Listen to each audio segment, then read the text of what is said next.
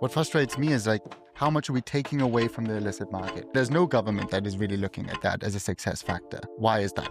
The way that it typically works is that policymakers already know what they want and they just go looking for the evidence to support it, right? Let's talk about this new law. Can you take us through what the threat is? Their solution is a hammer, introduce frictions in the medical system, kind of, force people to go back to the illicit market, which is a negative outcome for everyone, other than the illicit market, of course. It's almost like the illicit market as a lobby.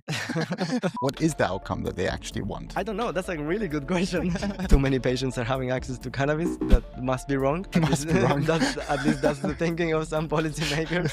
What they are not addressing is the demand that is still there. And it's not going away. What would you say people need to be prepared for? What can people expect? Whether this is a North American trying to move into the European market or German market, but also for German operators, what is there to look out for? There's a lot to unpack there, right? For context, we're seeing merger and acquisitions happening almost every week. Why is everyone consolidating, acquiring, and making those moves that I thought were going to happen back in 2025? Now, what has happened? Often these acquisitions are happening with some...